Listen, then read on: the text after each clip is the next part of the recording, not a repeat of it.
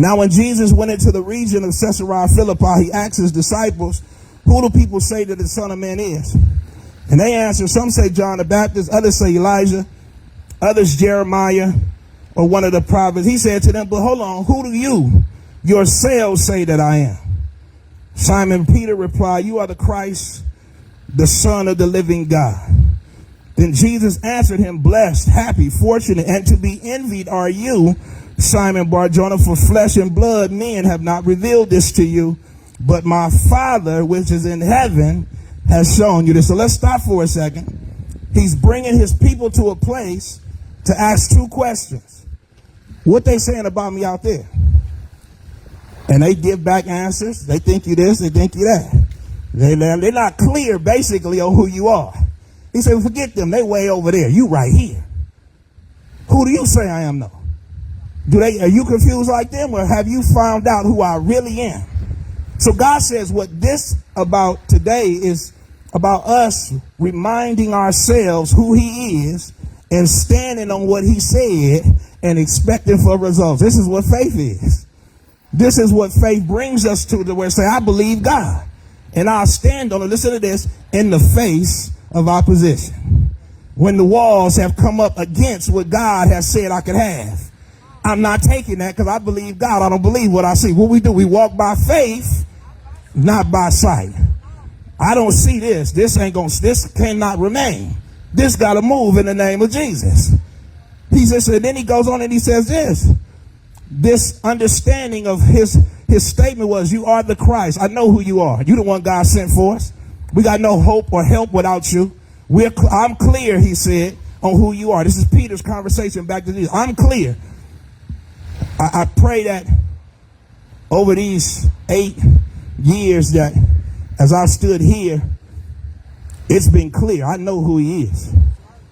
I'm not coming down here talking, trying to get anything. I'm trying to give what he gave. And all he really gave was an understanding of who he is.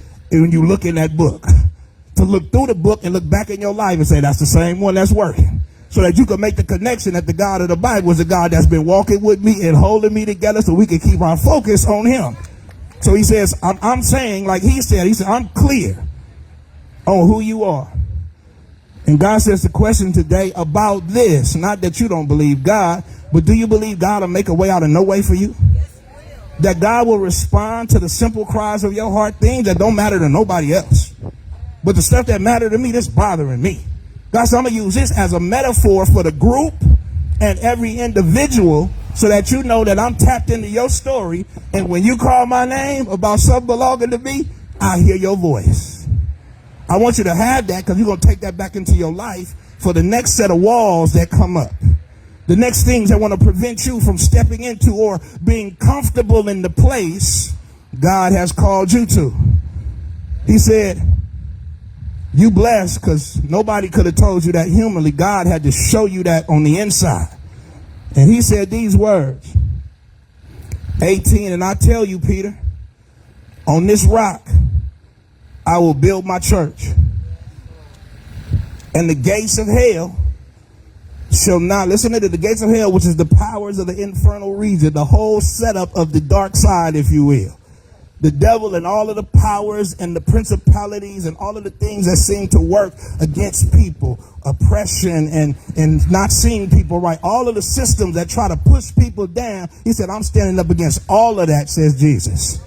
None of that, though it's in the world you live in, it will not overwhelm you, though you might get touched by it, but it won't have the final say. They can't prevail against what I'm trying to do in your life. I will overcome the obstacles, and this is how I'm going to get your praise, says God. I'm going to work for mine, says God. I am real about mine. I told you who I am, and I want you to taste and see, because even though I said it, you don't believe me. So I got to throw you into circumstances so you can, what the commercials say, can you hear me now? Can you hear me now? I told you I was, but you've been living like I really ain't. But let me give some scenarios that matter to you and see how you respond so I can show up like I said I would. And I want you to pray, because remember what we're talking about is becoming a people, having a posture. These conversations is one conversation, y'all. I didn't even change the title for this. The title for this is, listen to this, Our Problem, the Priesthood of Christ. Listen to this. And the promises of God. It's the same title. We got a problem. Christ is in between us and the problem.